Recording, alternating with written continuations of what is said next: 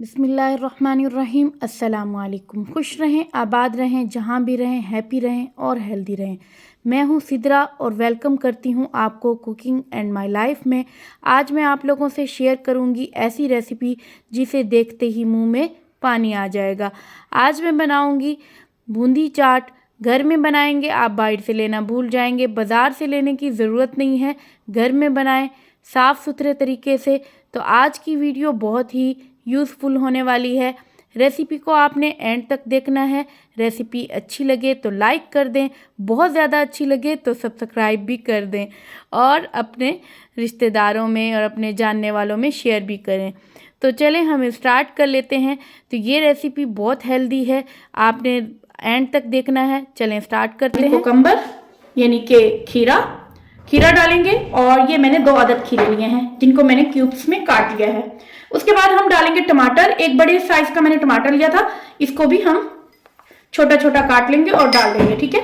और इसके अलावा मैंने आलू लिए। आलू मैंने 2 अदद आलू लेके इनको मैंने छोटा छोटा काट के इनको बॉईल कर लिया। तो ये डाल देंगे। प्याज, ठीक है, थोड़े से हम गार्निश के लिए रख देंगे बाकी।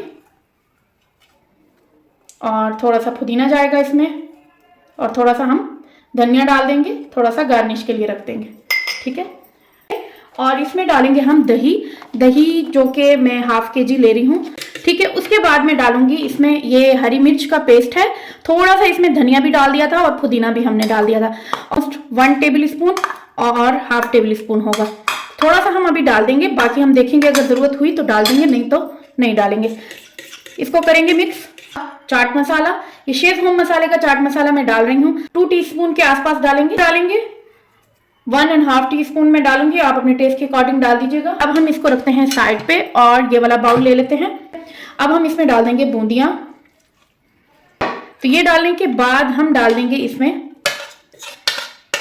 अच्छे से सारी डाल देंगे। इसको कर लेंगे हम मिक्स। यहाँ पर मैंने मिक्स कर लिया है। अब मैं इसमें डालने लगी हूँ थोड़ा सा चाट मसाला और, यानी कि ऑलमोस्ट हम ½ टेबल स्पून जितना डाल देंगे। अब हम इसमें डालेंगे इमली की चटनी। इमली की चटनी अगर आपने मेरी रेसिपी ना देखी हो तो प्लीज़ मैं आपको लिंक दूंगी, आप उसमें जाकर आप इमली की चटनी की रेसिपी देख लीजिएगा। आपको बहुत आप बनाइएगा और आपको बहुत अच्छी लगेगी। तो इमली की चटनी डालने से पहले मैं उसके थोड़ा सा उसके साथ प्रोसेस करूंगी। यहाँ पर मैंने एक फ्राई पैन लिया है और फ्राई पैन में मैंने डाला है तकरीबन 4 टेबल स्पून जितना पानी डाला है। पानी डालने के बाद मैंने जो इमली की चटनी बनाई थी, हम उसमें से 1 टेबल स्पून ले लेंगे, 1 टेबल स्पून, और इसमें डाल देंगे। इसको थोड़ा सा पकाएंगे, थोड़ा सा गाढ़ा होने देंगे और इसकी गुठली भी निकाल देंगे। तो देखें गाढ़ा गाढ़ा सा इसका पल्प, ये देखें, ये इस तरीके से होना चाहिए। ये तैयार हो चुका है। हम ये डाल देंगे। यहाँ पर थोड़ी सी धनिया डालेंगे, थोड़ा सा पुदीना, थोड़े से प्याज डालेंगे।